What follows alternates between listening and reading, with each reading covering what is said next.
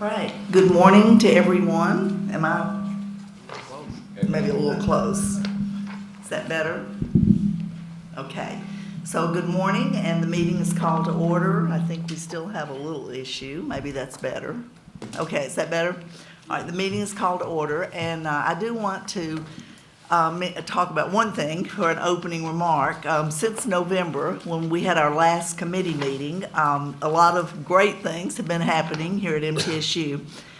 And it's really impossible to mention all of them, but I do want to mention one and publicly acknowledge that Dr. McPhee and First Lady Liz McPhee were awarded the Murfreesboro NAACP Special President's Award. And this award occurred because of their ongoing community service and their support of underserved populations at MTSU and Murfreesboro City Schools.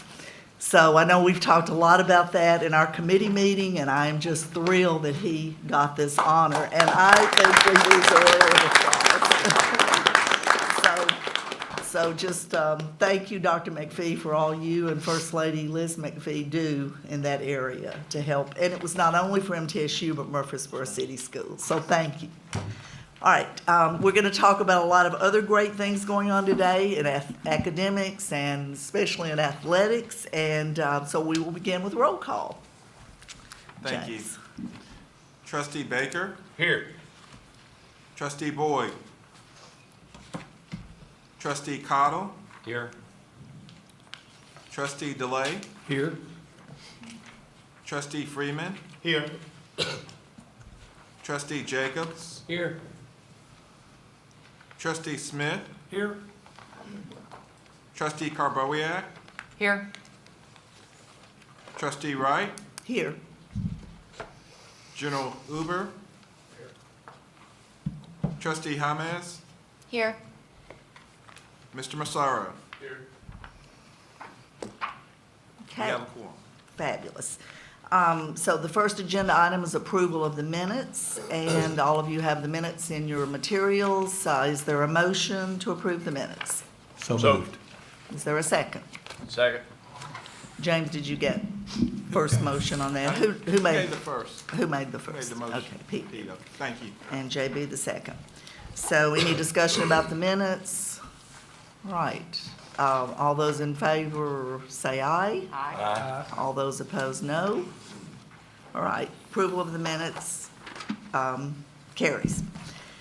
So our next agenda item is an action item, approval of new academic degree programs. Provost Burns has already taken the position, and so we are anxious to hear from you. Great.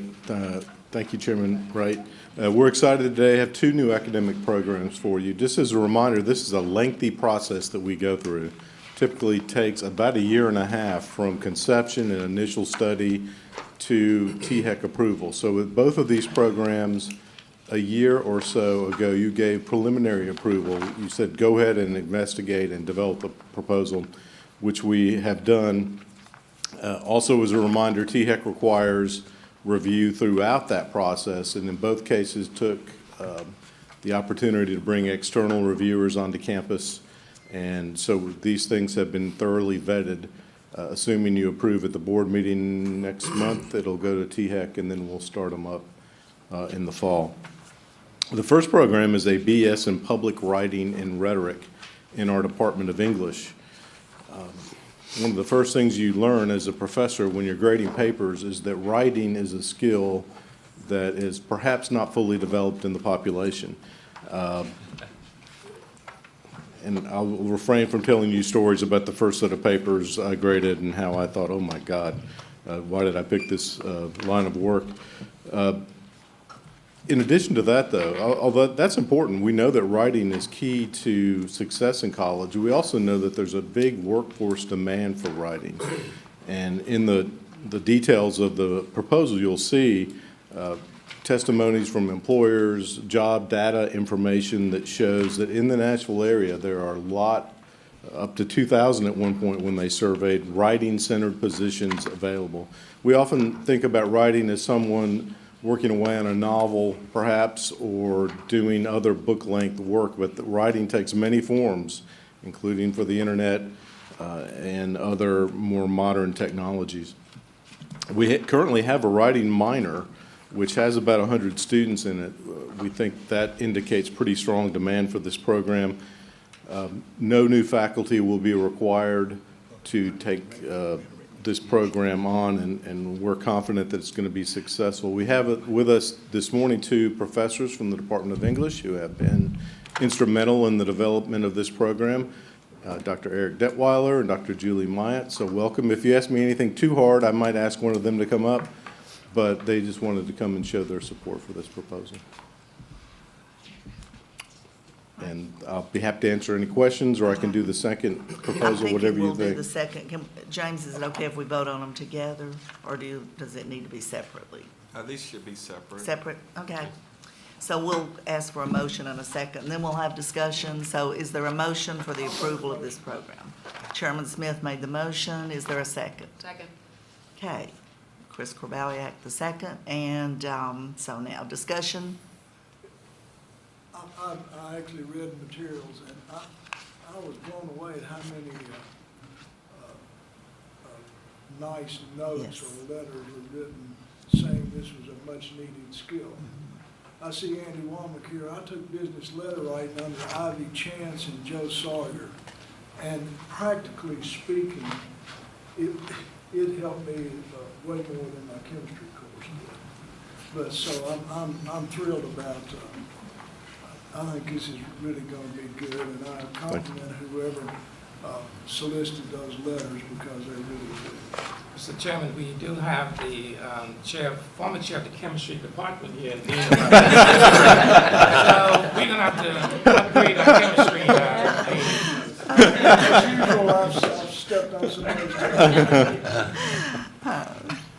Okay, any further discussion? I want to agree that the support for this program is amazing, and we've all managed and hired and looked for people in the workforce, and it is such a skill that is needed. So it's fabulous. And so any further discussion?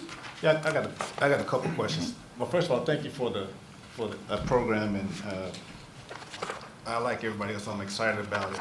I'd like to know what would this do in terms of our enrollment, overall school enrollment? What would it do? You said there's a lot of people who need those skills in the marketplace. As we've had our enrollment's been flat for about 20 years. I'm looking for programs that's going to help move that needle forward. And so what will this impact be, if you will? Right, it's a good question, and one that's really hard to answer. Really, in the development of any new program, we're always optimistic that new students will be brought to the university. Sometimes, though, we have students who are currently at the university who'll see a new program and say, hey, that looks great, I might take that. So typically, it's a mix of students who hear about it through the True Blue Tour or advertising or the website and say, hey, that's what I want, I'm coming to MTSU. And students who are already here, perhaps not incredibly happy with the major they have and are looking for others. In your materials, there's an estimation of how many students will major in this, but I really can't say how many of them will be brand new to the university and how many will be moving from other majors. Okay, so when we do a program like this, I would say this is a new product. We don't know from the outside what impact it's going to have until. We do an impact study, and that the results of which are in your materials. No, when I'm talking about an impact of how many students from the outside will. We can guess, but we don't know for sure. Okay. Yeah, that's on page 41. Yeah. Well, it does have a goal in how many in It does. before expenses overtake, Right. revenues overtake expenses, which I was pleased. Where every new program proposal, as you know, Chairman Smith, includes that sort of financial analysis. So we're confident that it will support itself and more. But as to the question of how many students outside MTSU will come specifically for this, we have guessed, but we don't know for sure. And that's true for any program. And when you do your guesstimation, how have we, over the past 5 years, how have we fared in terms of our guess? Pretty well. You'll know, and I've forgotten at which meeting we bring to you the THEC report on low-producing programs. They make their decision based on our estimate. That is, they define us as low-producing if we don't meet the goals that we set out for ourselves. So we take considerable care. I don't want to be too flippant when I say it's a guesstimation, because we know we're going to be held to those goals, and we want to make them. So, you know, it's, last year we had nothing on the low-producing program list, and we'll see what this year looks like. My experience in looking at programs like that is you got to look at both ends. You got to look at, is there demand for it? Does society demand this? And of course, if they don't, then the program's doomed to fail. But it's obvious that we need this. That's something that students have to have. I think this provides a great recruiting tool, Dr. Sells, to go to high schools, and even, you know, I had a conversation with a couple of folks recently about students. We start recruiting students in like late elementary school is where you got to start reaching them. And there's a lot of students in, based on what I've talked to, I'm on a committee that works with the Tennessee Board of Education on technology and things like that, and they have interests, programs of interest coming out of the high schools, and we look at those things, and there's a lot of interest right now in that writing skill. And there's a lot of students that have that skill, that want to develop that skill, that don't know that they have that avenue to do it. And this will give us a good recruiting tool to go and put in front of those students out there in high school and say, hey, here's an outlet for you. Here is a major that you can do this. I think we got to capitalize on the recruiting of it, though. All right. If that's all the discussion, we're ready for the vote. Those in favor say aye. Aye. Those opposed? All right, the motion carries for the approval of that program. So the Master of Science in Supply Chain. Thank you. As you'll recall, at a recent meeting, you approved the elevation of a bachelor's level concentration from an existing sort of mixed degree into a standalone degree in supply chain management. Now we're asking for the same thing for our master's degree. Currently, we do have a concentration in our MS in management in supply chain, with currently 42 students in it. Again, we think the need for this program is pretty obvious. If you've ever ordered anything from Amazon in the last 2 years, or tried to build an academic building, or all manner of things, we know that there are issues in the supply chain. But even pre-pandemic, this was an area that was really booming, particularly in Nashville. Amazon's built one building and is in the process of building another, I believe. We think the market demand for this is going to be quite robust. This program will be online, which we think will help attract working adults who either can't or would prefer not to come to campus after work.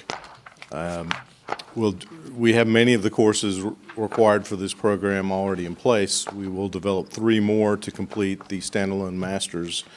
And again, we're optimistic about the student demand for this, and incredibly optimistic about the employment potential. All Be right. happy to answer any questions. We'll have a motion and a second, so, So moved. all right, Second? and Rick Cottle second. Any discussion? Coming out of this industry, I commend you. Nice step, good move. Thank you, sir. I think you'll have a bunch of demand for this. Yep. Thank you.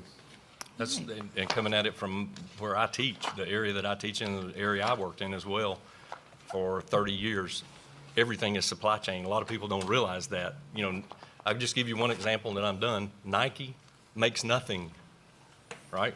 Nike doesn't make anything. It's all supply chain. Everything they do is manage a brand. That's vital. And if we're going to stay relevant as a university on the master's level, we got to do that.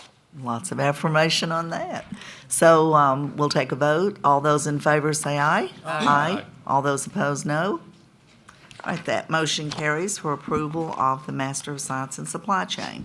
So Provost Burns, now we have the approval for honorary degrees that you will present. We have University Policy Number 316 that spells out the steps through which we award honorary degrees. It's not something that has happened often here. In fact, I think Dr. McPhee, we've just offered 2, really, in our entire history. So this is not something that we take lightly or give out like candy. The process is the university receives a nomination. The committee, as stipulated in that policy, is formed. The committee is comprised of faculty, faculty, staff, and administrators.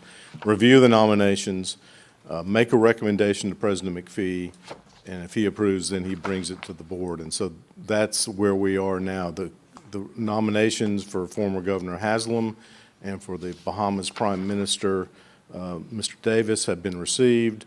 We formed a committee to look at those nominations. The committee met, reviewed the bios of the candidates, and frankly, from what I heard, it was not a very difficult choice for them to recommend in favor of both of these degrees, and therefore we're here today. I'm speaking on behalf of the President and saying we would like your approval to award these degrees at the May commencement. All right. Do I have a motion? So moved. And do I have a second? Second. JB seconded. Now we need discussion. All right. All those in favor say aye. Aye. All those opposed, no. Okay. The motion carries for the honorary degrees for those 2 individuals. Now, we're moving to information items, and you are still up. So information on academic program actions. Right. You'll see behind tab 4 a front and back page summarizing the academic actions that we took during the calendar year, or you took during the calendar year 2021. So no action is requested, but it's for your information. You've seen this before in various meetings, but we think it's helpful to present it as a summary item each year. So that's what you have before you. Happy to answer any questions. Any questions or discussion? Everybody's had a chance to review it. All right.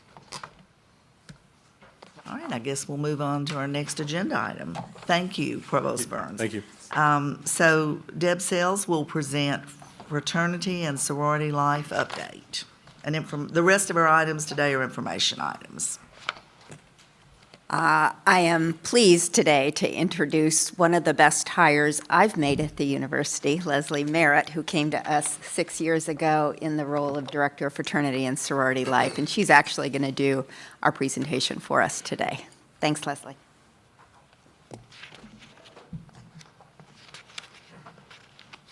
Hi, good morning. Good morning. Like Dr. Sells said, I'm proud to serve this university, my alma mater, as a Director of Fraternity and Sorority Life.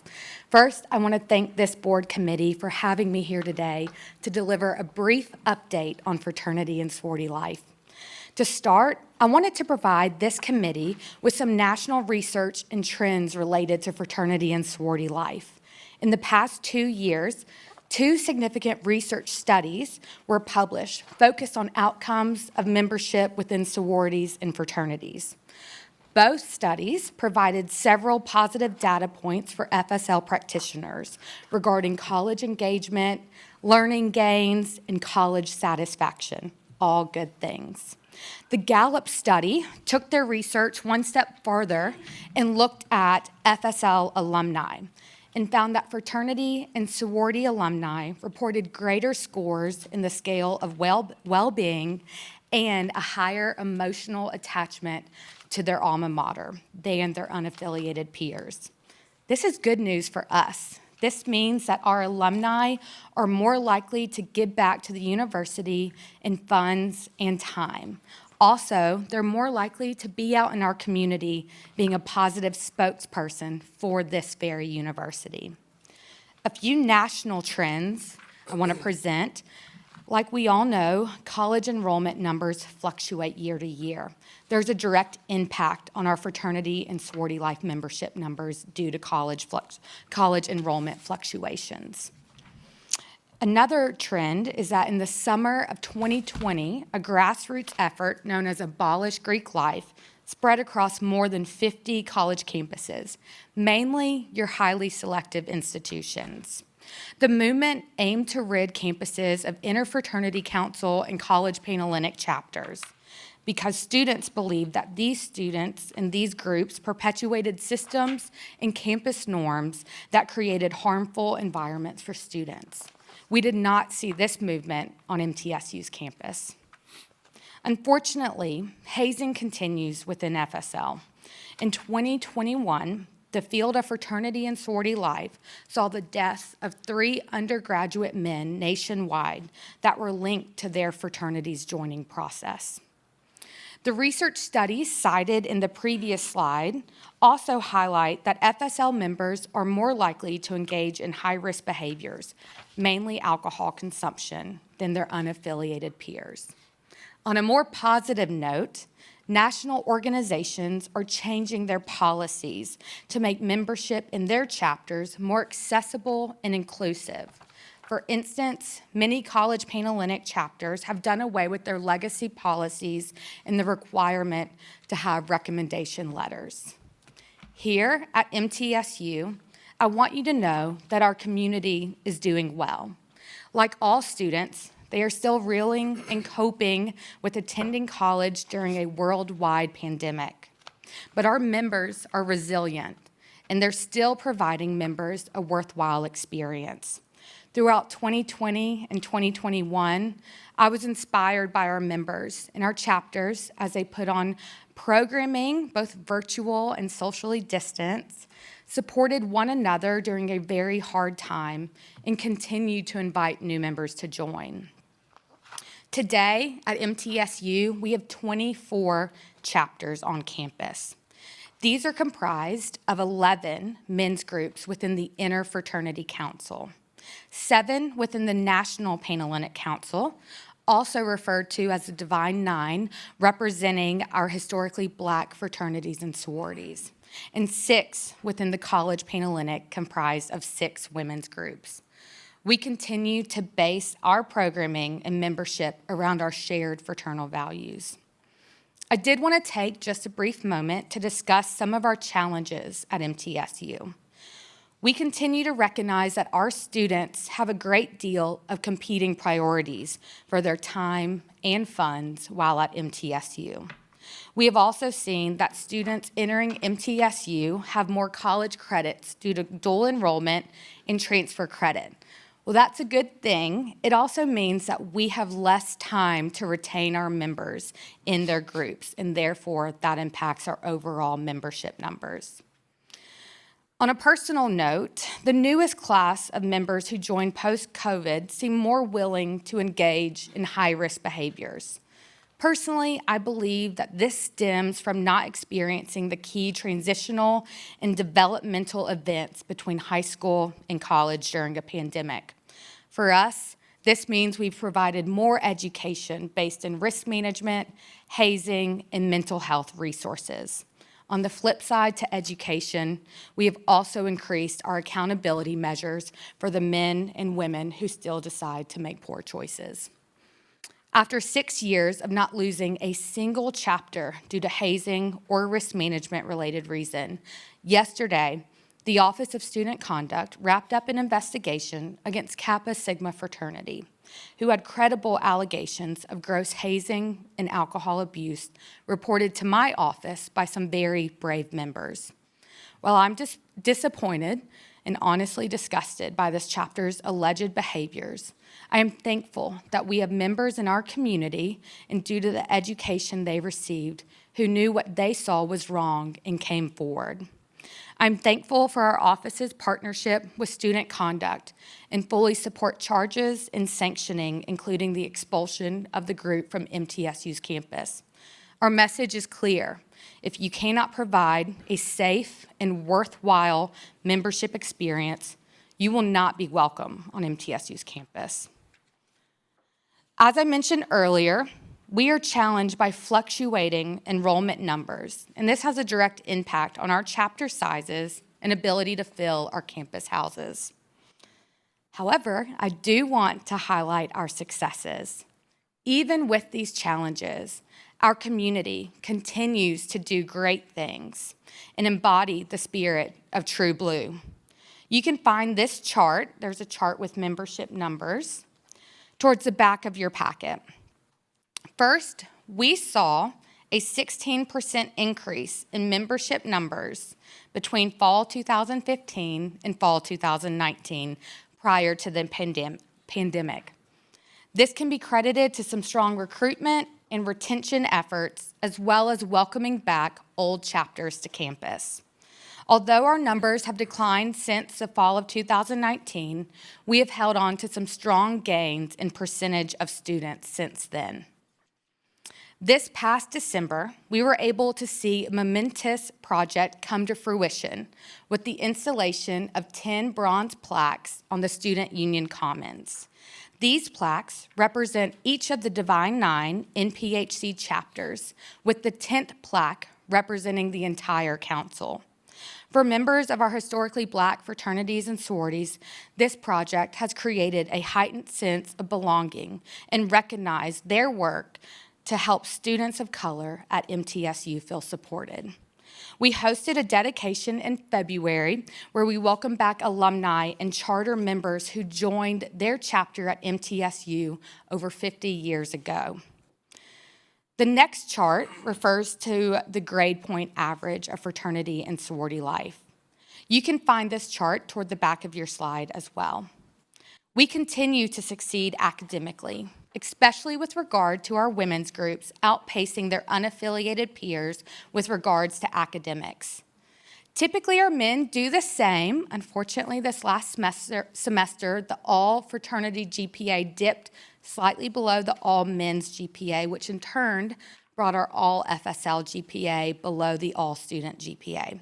This has honestly not happened for some time, but do not worry. We have partnered with the Office of Student Success, a continued partnership that we have and enjoy, and have provided more resources and direction to these groups.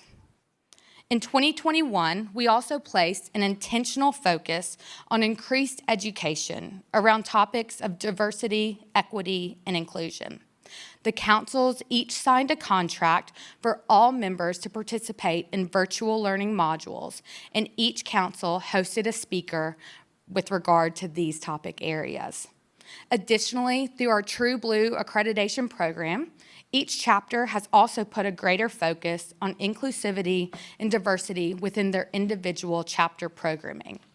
We expect each group, regardless of council, to welcome any and all students, regardless of background, race, religion, sexual identity, or orientation, who meet their membership standards. Last but not least, the office remains fully staffed. Our previous coordinator left at the end of the fall semester after 3.5 years with the university, and we executed a quick but thorough search for a new coordinator who begins next week. We're excited to welcome Dominic Summerhill to the MTSU family. He is an alumnus of Alpha Phi Alpha Fraternity Incorporated and comes to us from the University of North Alabama. In closing, I want to encourage each of you to take some time on campus. It seems like it's going to be a really nice day, and seek out fraternity and sorority members and talk to them about their experiences. I think that, like me, you will be left inspired and motivated by these amazing students. Thank you again for having me here today. At this time, I'd welcome any questions. Well, thank you for your report, and really appreciate the work that you're doing in that space. Studies show that when a student's engaged in an organization like a fraternity or a sorority, their chances of graduating goes up tremendously. And so what's the gap between the graduation rates for those who are in the organizations and those students who are not? I do not have that data with me, but it could be something that I can provide at a later date. Yes. And also the Divine Nine, which I'm a member of. Yes, Mu Zeta, Omega Psi Phi, yes. Mu Zeta, Omega Psi Phi. Yes. Yeah.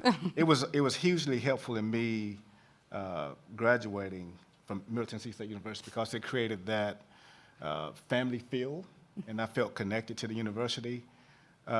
how do we get more students to involved in not just fraternities and sororities, but other organizations so that they can feel more a part of the campus? How do we expand that so that we can help improve the overall graduation rates of the school? I think we're really onto something with the Divine Nine, to get people included in it, and also to get the Divine Nine to do mentoring and advising of younger students that come to the university. And so Of course. I think we're on to something there, but I'd like to see how we can go from this point forward and measure some improvement and some progress so that we can, again, overall, from a big picture perspective, our 6-year graduation rates for African Americans is about in the 30-something%.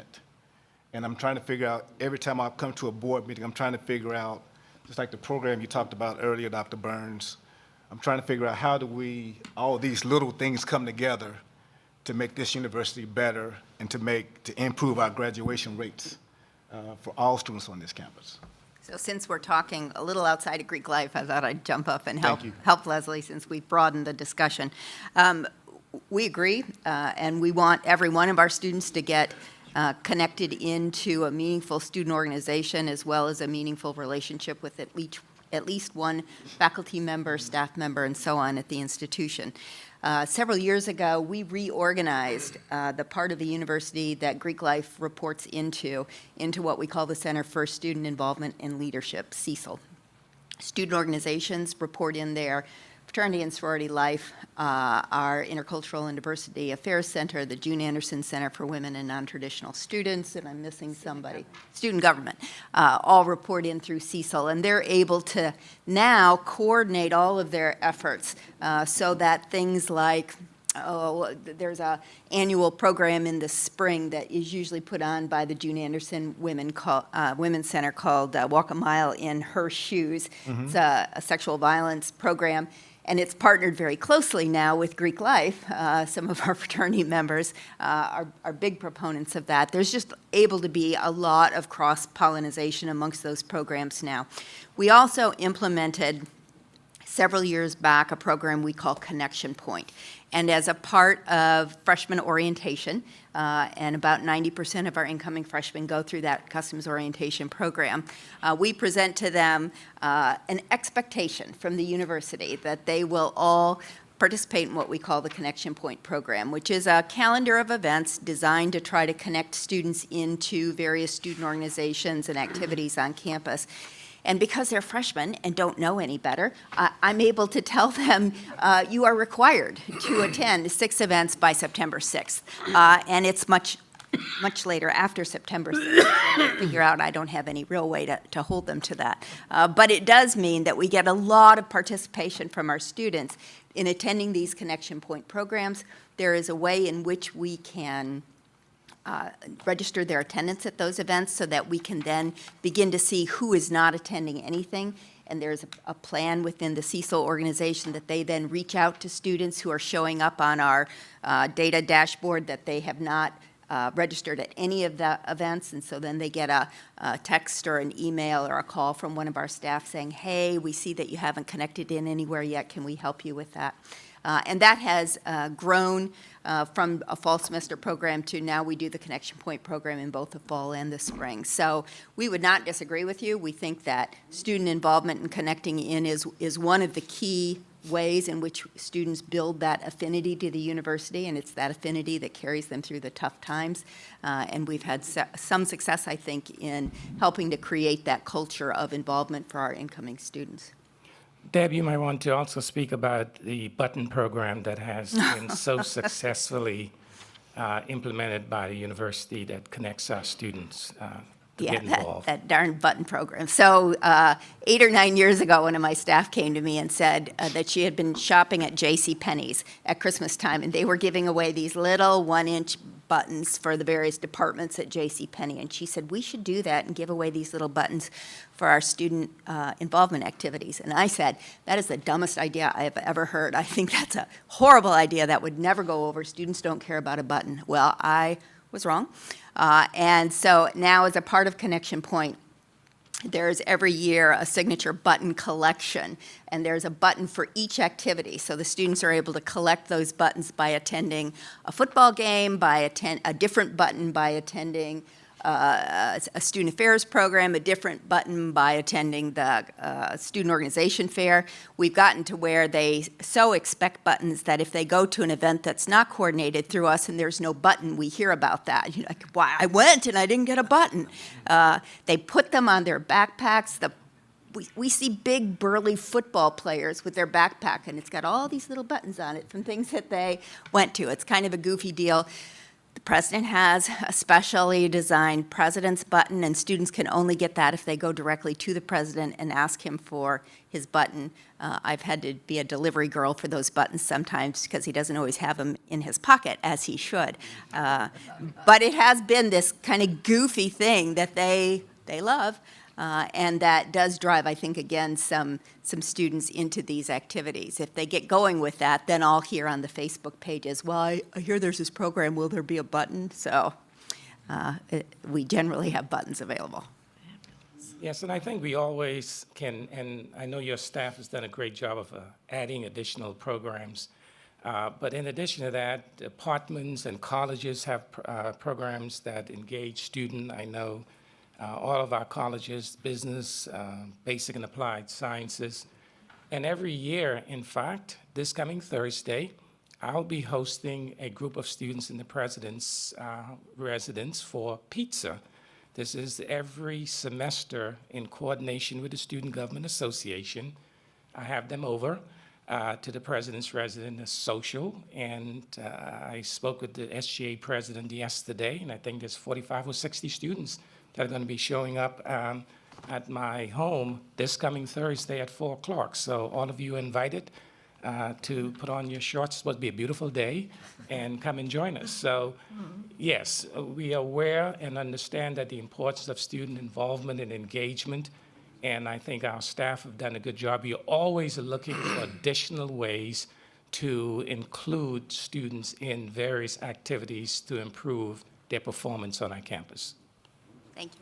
I have a question, Dr. Sells, and I'm not sure if you or Ms. Merritt would be able to answer this in a better way, or which one of you is closer to this body of data. But you mentioned, Leslie, that the fall men's GPA for men involved in fraternity life dropped, which broke a trend that's been going for several years. So I wonder, do you, and I know we're not even a full semester out of that, but do you have any idea why that was? Do you think it was related to this increase that you're seeing in the post-COVID classes with the high-risk behaviors? Yeah, so I was able to talk to a lot of our men's groups, especially once the scholarship report came out. And I do want to highlight that several of our men's groups are doing well. In fact, our largest men's group at 103 members had like a 3.1 GPA. However, we did have several men's groups who just did not meet our mark or even their own mark. And what I heard from the students is that in a return to normal in the fall of 2021, they completely had underestimated what that looked like and how it affected them. I had students come to me, especially men's students throughout the semester, and said, I am overwhelmed. I forgot, in the hope of coming back to all in-person programming and all in-person classes, how draining that can be. And so I think from just no scientific research, but from my lived experience with them, it was just an adjustment back to normal, and having to rethink some of that time management skills that we teach and really utilizing them as they come back to a more in-person semester. I expect our men's GPA to probably be very high this semester because they are aware it is one of the council's goals to bring that GPA up. Each chapter of our men's groups had to set their own scholarship goal and increase their programming as well this semester. Okay, thank you. And then you did mention that, unfortunately, we're still seeing incidents of hazing and high-risk behaviors that can ruin young men, young women's lives in these groups, which are overall very beneficial to students. But again, these incidents that happen, are the type that can ruin people's lives. So How do you monitor, other than individual student reports, how do you monitor this type of high-risk behavior? Yes, I am fortunate that with our student leaders especially, we have a great relationship. One of my primary goals in taking this role 6 years ago was to make sure the students saw me as an advocate and a cheerleader for them. But they know I can only advocate and cheer for them if they are living up to their end of our values. And so I'm fortunate that I have many members of our community who are very outspoken and know when they see something is wrong, they're going to report that. We are fortunate that in the past 6 years, we haven't had any really major incidents of hazing. I think about college enrollment, just like that pendulum swings back and forth. Unfortunately, it seems like high-risk behavior within college-age students also swings back and forth depending on generational changes. We do a lot of education with our leaders, from our presidents, our new member educators, our new members. In fact, I'm educating all new members tonight in a 2-part series based on fraternity and sorority life membership. And one of the topics we will cover is high-risk behavior so that they understand our expectations. But for the most part, besides student reporting directly to myself or the Office of Conduct, I think it really just stems from having some strong leaders out in our community who are willing to stand up and say something when they see something wrong. Thank you. Dr. Sales? Yes. Question for you. Looking at the chart of the number of members in the FSL, it goes back to 2015. Today, MTSU is under 19,000 students, probably the lowest it's been in 20 years, 20 plus years. What is that number, how does that number track with overall school enrollment? For example, in 2011, we had 26,600 students. Today, we're down under 19,000 students. How does that track? In terms of fraternity and sorority life Yes. membership, we just ran 5 years' worth of numbers the other day. I haven't gone all the way back to 2011. And with the exception of 2019, where we brought back 2 chapters that had been gone for a while, and so there was some pent-up demand and a big jump into those groups. Phi chapter? I'm sorry? Wasn't Omega Psi Phi chapter. I don't recall. But with the exception of that year, the percentage of undergraduate students who become members of fraternity and sorority life has stayed remarkably stable over the years at, it was like 3.8, 3.9% of our total undergraduate population. So there was that pop-up in 2019 because we had a whole bunch jump in on those organizations. But generally, it's somewhere around 3 to 4% of our total undergraduates that are a part of fraternity and sorority life, and that's been pretty stable since at least 2015, which is when we went back and looked. So when looking at some data here from THAC, our first-time freshmen change from fall 2021, MTSU was at a negative 11%. How long before that impacts the numbers on FSL, or if we improve that, will you think FSL, the numbers will go up? Yeah, it's a pretty quick rebound because we recruit primarily from incoming freshmen. So as the freshman class grows, there's a fairly fast rebound on that. I do think that as an institution, we're going to be grappling with for a couple of years with the post-COVID sort of brain drain that happened. We've got students who came out of high school with their last year or 2 of high school having been entirely virtual. And so this phenomenon that Leslie just talked about as students came back and got their feet on the ground is compounded if they're coming out of high school situations where their junior and or senior year was difficult in terms of instruction. And so we're going to see some retention issues there, I suspect. But I think that we're going to see a big uptick in our enrollment this fall. I ran the March 1 numbers, and we have admitted, as of March 1, 20% more new students than last year as of March 1, so that's a pretty big uptick, and that would translate through pretty quickly into students who are interested in membership, assuming they can manage the time and the money piece of it. And as things like gas prices go up, students' finances become harder and harder hit. and that's going to take some discretionary money away from them. I also would like to add that I shared with the board the presentation that TEC made at the budget hearing a couple of weeks ago that showed across the board a significant decline in enrollment statewide. Also, Dr. Sells, you mentioned 2019 was a banner year for the university. The university had a 15% increase in its freshman class. It was the largest increase of all public institutions in the state for freshman class. Of course, followed by that was the pandemic. We have a large number of first-generation and Pell-eligible students that, as we all know, have had a disproportionate impact.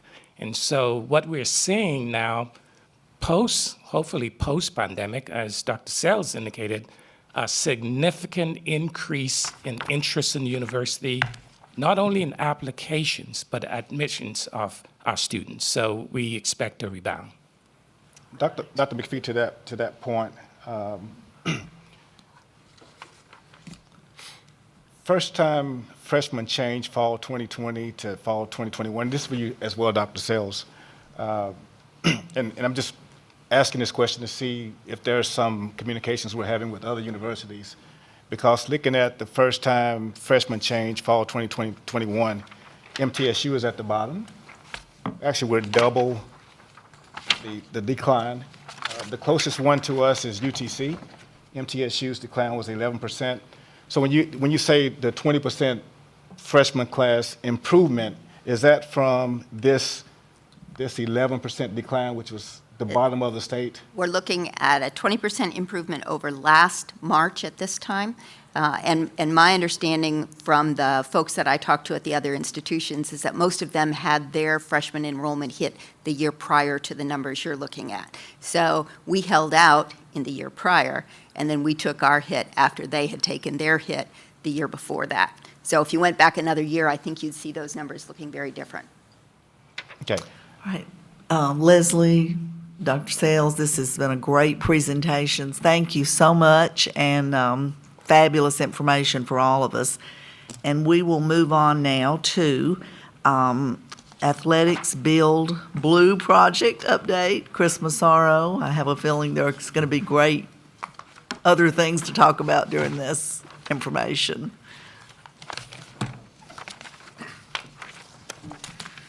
Thank you, Chairman Wright, and it's really great to be here with you guys. I want to emphasize this is a progress report because this Build Blue campaign is ongoing and it's a several-year process. So we feel very good where we are today, but it's a progress report. So please keep that in mind. As you may know, we've had a lot of changes in our athletic development office and some new faces. So I brought them here today just so you guys could see them. We hired a new deputy AD for external affairs, highly regarded, from Louisiana Lafayette. He started in November. Lee DeLeon, if you could stand up, Lee, thank you. And then another lieutenant from Louisiana Lafayette, was associate AD and kind of running the day-to-day operation of the BRAA, Hans Mailbranch. Thanks, Hans. I can't see her because she's blocked by the pole. There she is. Associate AD, Murfreesboro resident, Siegel High graduate, played basketball at Lipscomb. We were able to steal her away from Vanderbilt University, Claire Fields.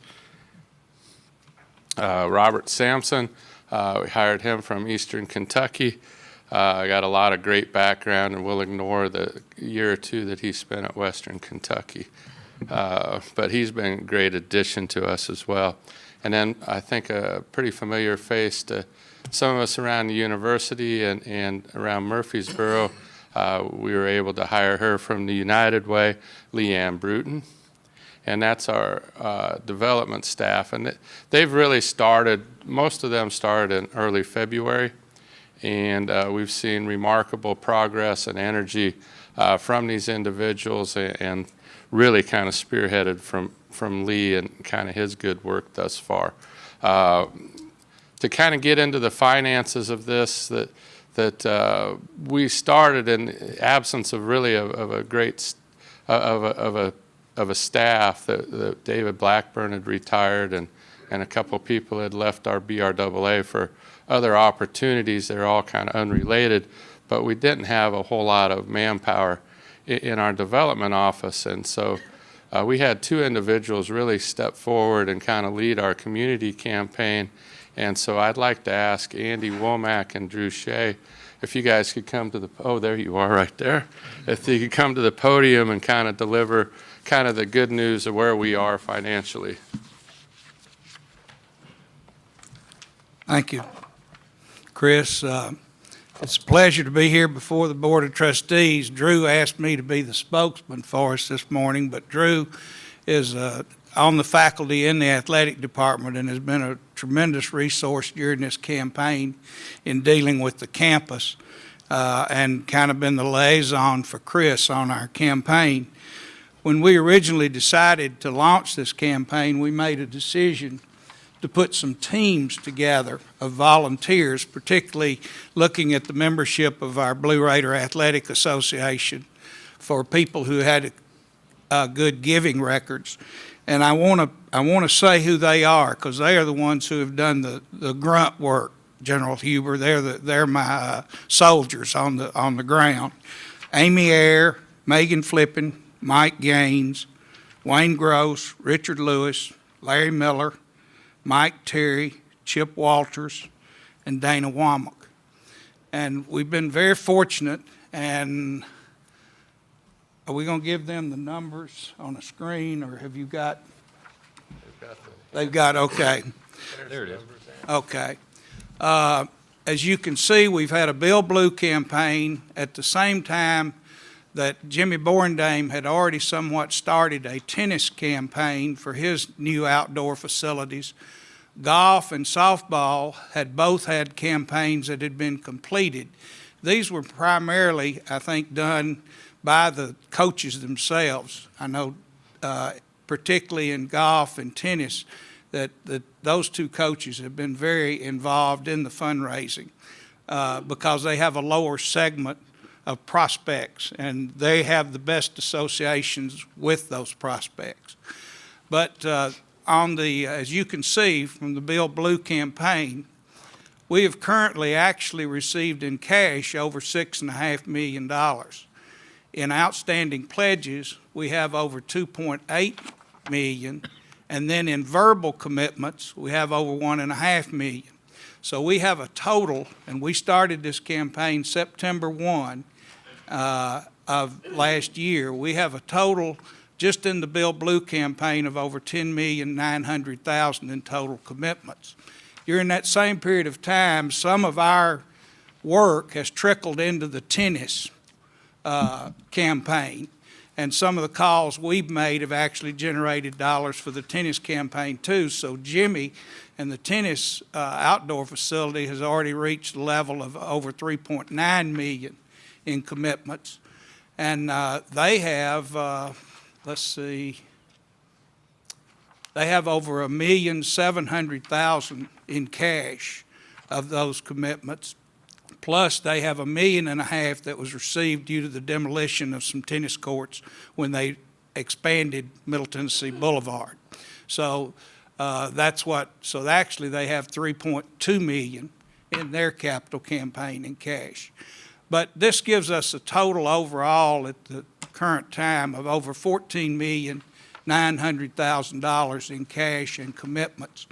I want to thank you trustees.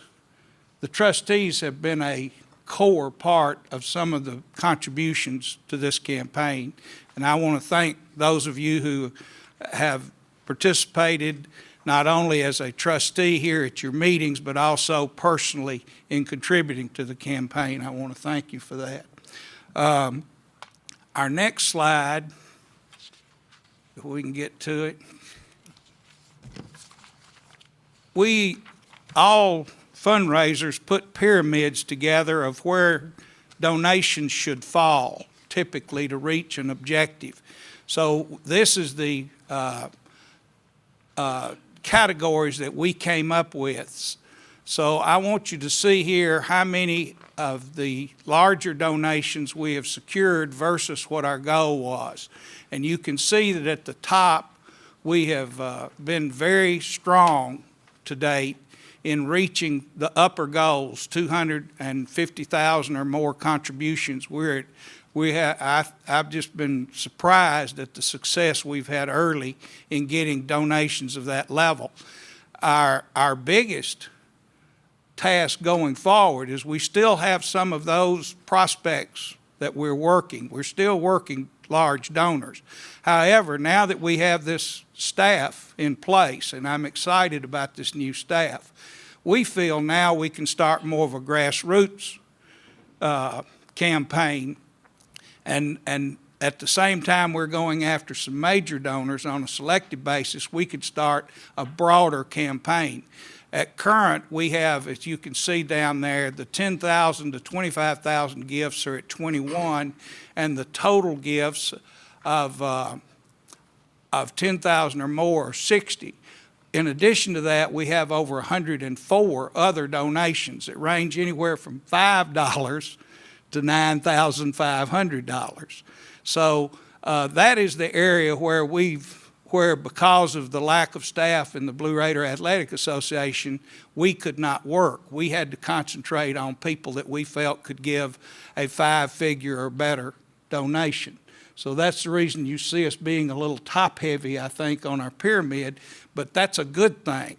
It would be, I would be giving a much different report if we were bottom-heavy, believe me. So, but that ends my presentation.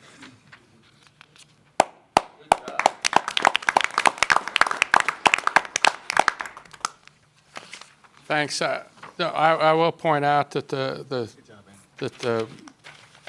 tennis facilities for men's and women's tennis both, and also the golf that's completed is for men's and women's golf.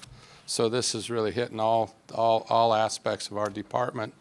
And the other unsung heroes of this is really Joe Bales and the development and the foundation office. Joe's been very generous with his time and his resources from his staff, and it's been a really true partnership as we've moved forward on that. So with that, I think we'll turn it over to Alan, and then maybe have some Q&As maybe at the end.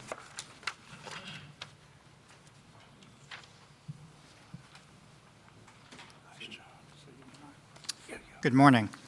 I'm not used to presenting at the academic committee, so I'm going to have to find something for Provost Burns to do in the finance committee next time. So.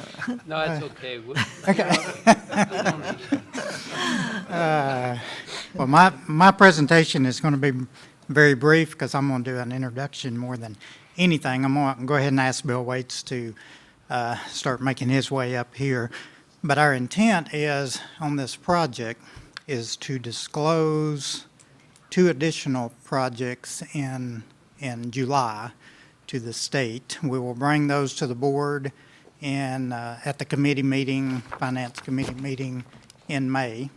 And if you approve those, we will submit those to the state in July, and it'll make its way through the process. Bill's going to go through what happens after the disclosure and how long it takes to get through some of the phases, not really giving any dates, more just time frames and what will happen. But if we disclose now, what that does allow is it takes a year to get into the governor's budget, because it doesn't make it into the governor's budget till the next governor's budget, which comes out will come out in February, but will not be effective till the next July. But it gives us that window of time to start planning and then decide what's the real project we want to take forward. You know, as long as you disclose a project and it's broad enough, and the reason we're going to do 2 is that way you can kind of decide, do you want to go one or the other, or if you want to, you can put them together and go both at the same time. But it'll give us time to, continue to run numbers, look at, inflationary costs and see exactly what that project should be. But rather than get into too much more details of where I shouldn't be, I'm going to turn it over to Bill Waits.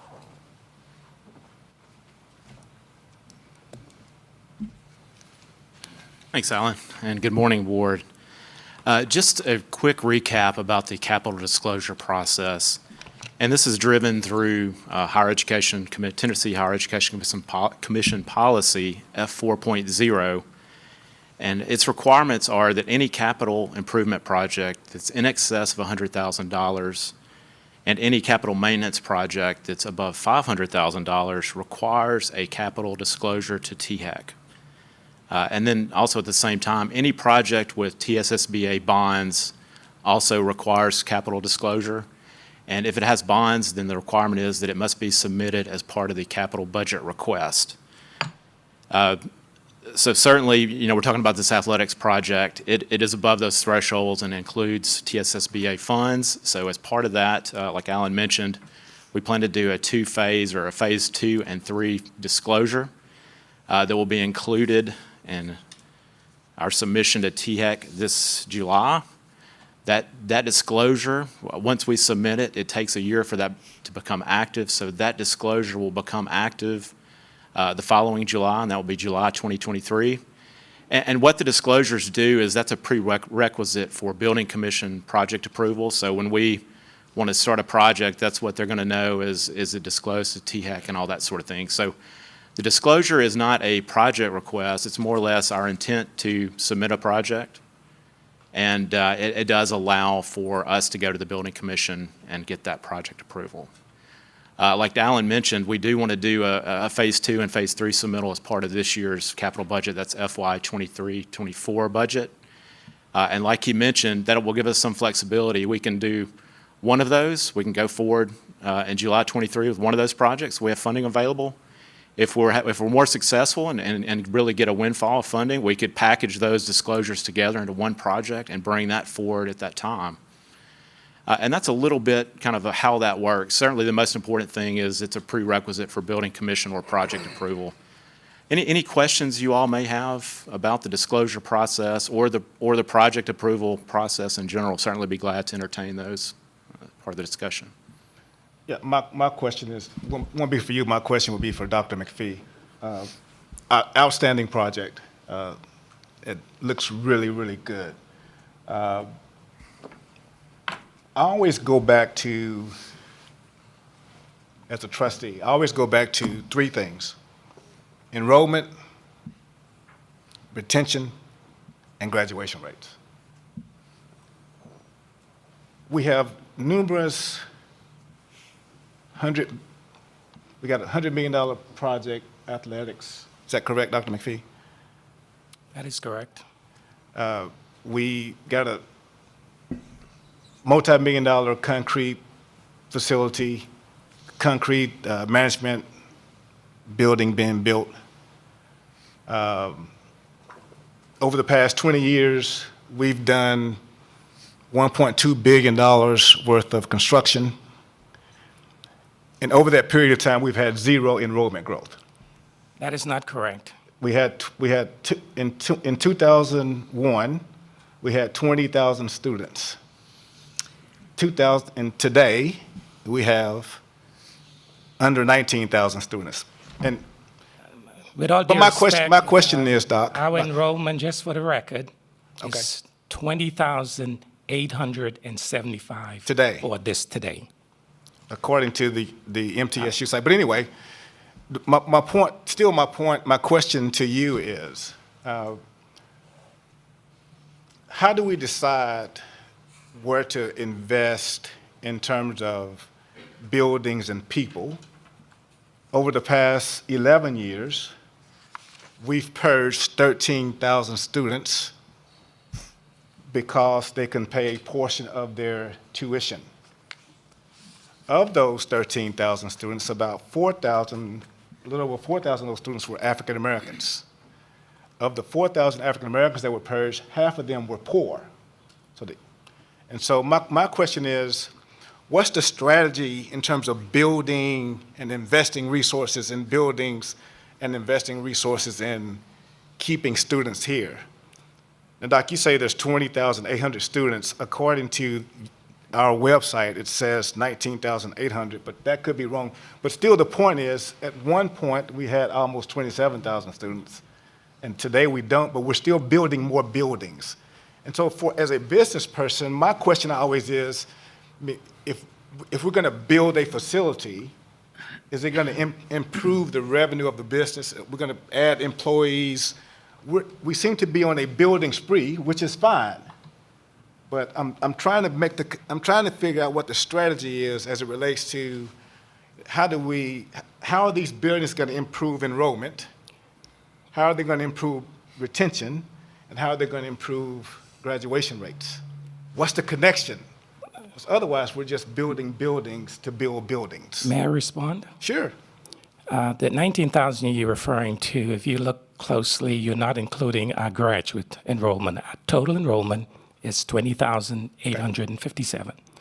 Secondly, if you look at our budget, and I hope you take time to look at our budget and see where the funds of our $400 million budget is allocated, the majority of those funds are in the academic area.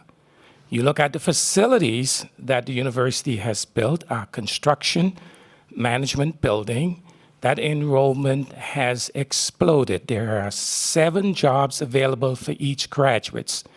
The facility that we are building for mechatronics engineering includes an enrollment, a significant enrollment for students for the industry. The facility that the legislature has in its budget to recommend for our aerospace building includes an explosion of our student in aerospace. The reason why MTSU has been very successful over all the other universities in receiving capital funding for our facilities is a result of the graduates and the demand for employees and employers in those areas. Every single facility that has been built has been evaluated competitively by THEC, and it's based on needs, demands, and the production of graduates. We produce 5,000 graduates a year for this economy. And if you check with all of the business and industry folks, they will tell you that MTSU is the engine that drives the economy. Dr. McPhee, so my question for you then is, if we had X number of buildings in 2011 when we had 26,600 students, now we're down to 21,000 students, but we're building more buildings for fewer students. We are building buildings for programs that generate and produce students. And that's my comment, Trustee Freeman. And we've also torn down buildings. Yes. So I don't know number of square foot per student. I mean, that would be interesting, but a comment that is just a fact. The answer to both your questions is a better question for the legislature than it is for us. Because when you and I came here, if you had a diploma, you got admitted. They changed the formula in which they funded us, and now it's not easy for a child to walk and get in school. So the legislature is one of the reasons we have fewer, because they have to have higher academic standards. And the purge, let's make this final. We don't have any choice over the purge. There's a law, there's a statute, there's a rule. All of those things are a combination of them. If they don't pay the bills, they can't stay.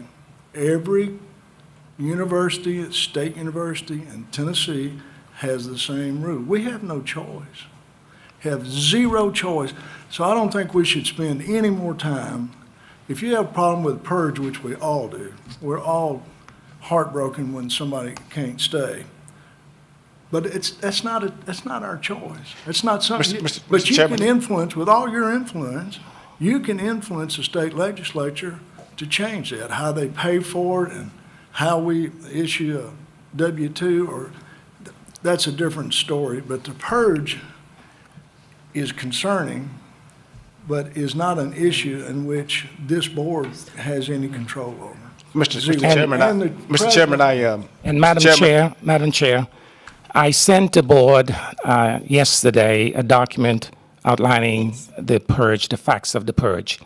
And it shows that the university over the years has reduced that number by 50%. It also shows that the university has secured private funding of over $500,000, $500,000, to help students to not be purged. And it is not the university's decision. The purge has been around. Trustee Freeman, you've been on the Board of Regents for 6 years.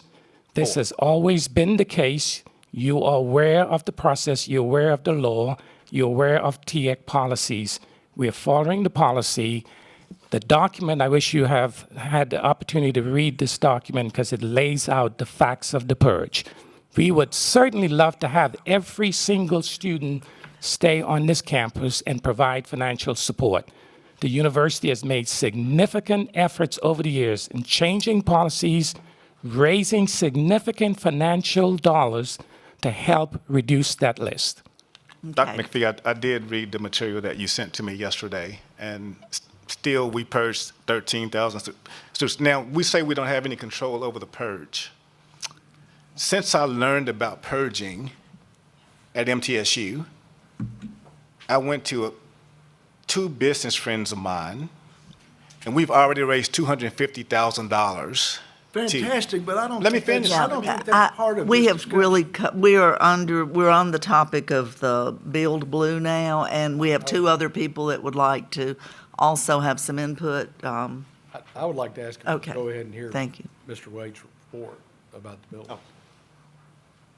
You'd what? If I'm we sorry. could go ahead and hear Bill Wade's report. I thought he was done. Bill, have you finished? He was finished. I bet he is now. He is now. Okay, and then Trustee Boyd also had a comment also. I'm going back to Bill Blue and what we see on the screen there, and I'm taken back to when my older daughter was deciding to go to college. Obviously, I didn't raise her very well because her key criteria on where she wanted to go to college is they played big-time SEC football. So that was the attraction. Now, we're not going to play big-time SEC football, but the marketing, the front door of the university, if we like it or we don't like it, is athletics. We get more exposure for one NCAA appearance than we get probably, and Andrew, correct me, with our other marketing campaign. We get more viewers in terms of the basketball team showing up to NCAA to play basketball. Our facilities are extremely lacking.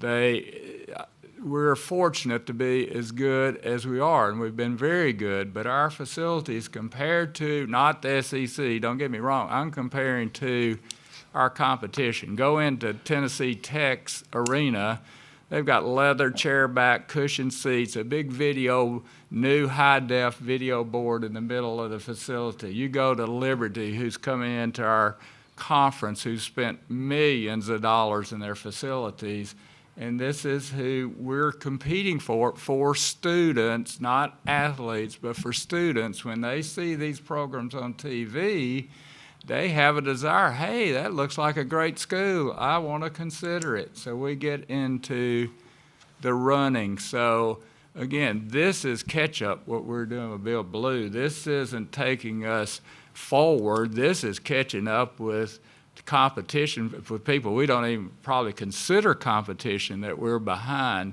Our high school, I live in Lebanon, our high school has an indoor practice facility. Our high school has a better weight room than MTSU, and we're probably at the middle end of the spectrum of high schools. We're not competing at the level we should. So again, this is catch-up. This is not going forward, and this is our front door. If we don't have a attractive front door, we're not, and I agree with you, Trustee Freeman, we're not going to attract students. We got to have an attractive front door. It has to be all of the above. It can't be either or. So I just thought I would, again, it brought to mind, again, my daughter's decision and kind of refreshed my mind about the decision process of kids, be it good or bad. That was her decision process.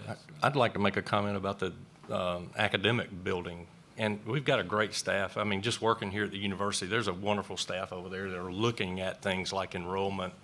You know, what kind of buildings are we going to need? I've even heard, this is something that we need to remain cognizant of as a board, but on each individual level of businesses, I spent 30 years in the commercial building industry. That industry has changed, and it's going to move into the universities. We're going to have to start looking at, with more online classes, we don't need as many physical facilities. Do we need an office for every single faculty member? And that's things that these guys are discussing every day. So they're thinking about that. I would be concerned if we were not looking at the future of what the university is going to look like. I do think, I agree with you. I think enrollment's going to go up, but yet the physical plant may actually shrink in size at some point. So, you know, that's something from a business standpoint, but I can assure you that they're looking at all the numbers, and I really don't think that we're building buildings without students coming to them. We may have to start looking at some of the others that are not really applicable anymore. So that's just from the academic side.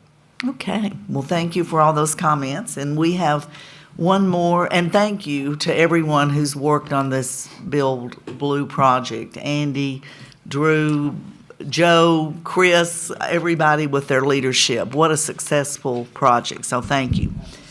General Counsel would like to make a... We have an additional comment? Yes. Okay. All right. Fine. Okay, so we're going to move on now to our last information item of the day, and it's Lando Carter from the Faculty Senate to make a presentation.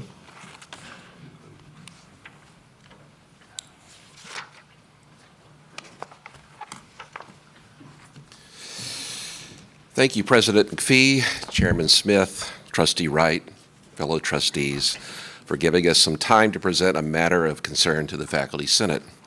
I am Bob Gordon, Associate Professor of Media Arts and MTSU's Faculty Senate President. Accompanying me this morning is Dr. John Lando Carter, Assistant Professor of Education and Chair of the Faculty Senate Academic Subcommittee.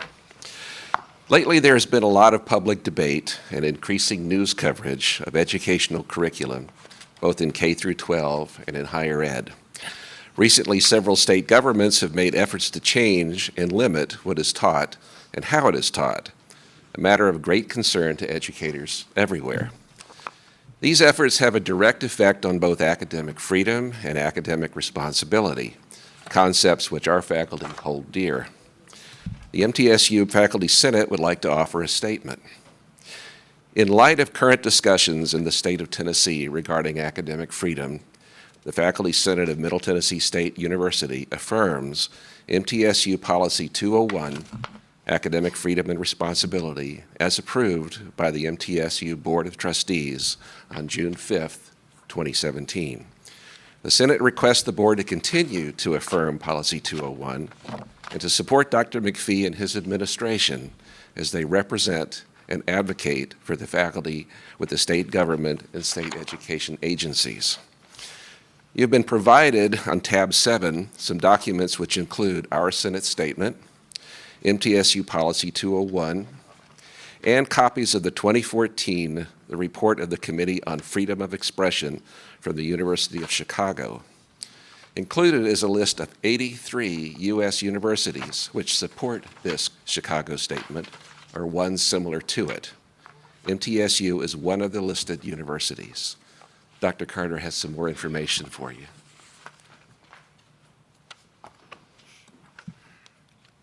Thank you all. So as a representative of the Faculty Senate, chair of the academic subcommittee, we've been spending a lot of time talking to Provost Burns, President McPhee, and I think President McPhee's actually been down to Nashville to represent us, to fight for us. We very much appreciate that, but we feel as faculty that academic freedom is the bread and butter of what we do, and we hold that very dear. And at the same time, as Policy 201 states, we also understand there are limits to academic freedom. We acknowledge that as well. So with that academic freedom that we take pride in, we understand that there are boundaries to that, and sometimes breaking that boundary would need to be checked. And so we see that House Bill 2670 is likely going to pass. It includes some things that have concerned us from the faculty perspective. We can see that there are things about surveys that need to be given out. So we have concerns about what does that mean for the future? What does that mean as it relates to our push to R2, that wonderful victory we've had in not only retaining current talented faculty, but also recruiting folks from across the nation, maybe even internationally? How does that relate to that issue there? So we affirm Policy 201. We would appreciate your support in that policy that we already have on the books. We stand with so many great universities along in the Chicago statement, and we're grateful for the support we do have. And a continued support would be so empowering to us faculty who feel that we've got a lot coming at us here lately from different angles, different directions. So I thank you for that time to speak on that. Thank you. Okay. The faculty of MTSU both appreciate and need your support as we prepare our students not only for productive careers, but also to become informed, discerning, and involved citizens. Thank you for your time. All right. So as I understand it, you're asking the Board of Trustees to affirm the commitment. And James, am I correct? Do we first need to take a vote on whether or not to move this to an action item before we actually take the vote on whether or not to affirm the policy? Yes, you are correct. I will state that it is our policy as it stands now. So the board can utilize its discretion whether it needs to take additional action, but it is the university's statement as to academic freedom. So I do think that the appropriate next step is for the Board of Trustees to vote on whether to take this to an action item, to take a vote on this particular recommendation. A vote to reaffirm. Yeah. Okay, but we're going to vote first for the action item. I move that the committee recommend that the board take action and just affirm policy. Okay, do I have a second on the motion to take action on this item? JB, do you have a second on that? Pete does. Oh, Pete, I'm sorry. Pete Delay, second. So any discussion on that, on taking action on it? All right, all those in. Just a quick question. Yes. Is there any downside from a perception perspective that we feel like we need to take this affirmative step? Does it somehow, and I'm not saying that it does. My question is there any implication somehow that something has happened in the past that would require us as a board, which already has this policy in place, to take further action? So I guess that's my question. I just don't want to create or cast a cloud over anything That's that a might good have point. Could the happened committee just before. Yeah. Yes. You know what I'm saying? Vice Chair, you are absolutely correct. The policy is in place. The board has indicated that that is the policy. They support the policy.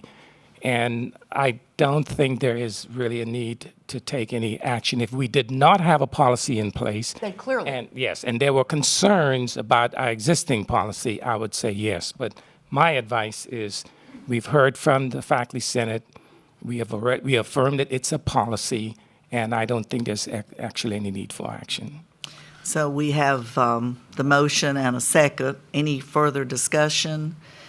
And I know that this is very important and certainly a communication to the faculty. And I think just the discussion here says a lot about everybody saying we really affirm this policy. But let's take a vote on whether or not to move it to an action item. So all those in favor say aye. All those in favor say no. No. Oh, I'm sorry. I went the wrong way. Okay. All right. So, sorry, we're not going to move it to an action item, but I want to again say, at the risk of being too repetitive, obviously everyone totally affirms the importance of academic freedom, and we understand that it's what the university's built on. And if there's ever a situation where you feel or any of the faculty feel that is not being honored, then we certainly would want to know that, this Board of Trustees. I do want to make one quick statement about it, and we'll finish up. I want all the board to understand that within that policy, to me, the largest word in that policy is not academic freedom, it's responsibility. It lays out specific guidelines. So there are guidelines for faculty on what they can and what they're responsible for doing. And the university fully enforces that. So there's safeguards that, someone can't just go off the rails, that it's an internal policy that we bring them back in and bump them back in on the rails to be sure something doesn't get really out of hand. So there is a safeguard there within the policy. And the policy stands for itself, Jane, But I think the policy is well-written, Yes. and I think that, from a personal perspective, fully supportive. I just didn't want to be somehow undermining the policy or anything that might have happened since 2017 Yes. forward. But if something comes up, if there is an issue, from one trustee's perspective, my request would be, get over here real quick and let us know. Because if there's something else that pops up that somehow begins to question whether this policy can exist, we need to talk about it. Yes. But right now, you have one trustee's full support. I can't speak for everyone else, but I'm sure that they also have a similar commitment to the faculty. And I think that the Senate just voiced that concern very well, that there's something external since 2017 that's going on in the legislature, just to let that be known. Right. And then probably if there is an internal issue with that policy, the board will probably never see it. It'll get resolved before it ever gets here. That's the way the policy's written. Not a policy change, but if there's something that goes on the academic side within MTSU, board will never hear it. You'll never know about it probably. Okay. Thank you for your time. Well, thank you, and thank you for giving us the opportunity to affirm that again to you. So that concludes our agenda. We have Chairman's. I think Faculty Senate should be aware that it was really important, and the minutes would reflect that this board accepted what's known as the Chicago Principles. And we cussed and discussed that for a number of weeks and months and meetings, but we've accepted the Chicago Principles a number of meetings ago, and the minutes would reflect it. Yes, yes. Right, so that concludes our agenda. We have other committees. The meeting is adjourned. Let's have a 5-minute break. All right. Are you up next? Wise counsel. That was wise counsel. I don't know about that.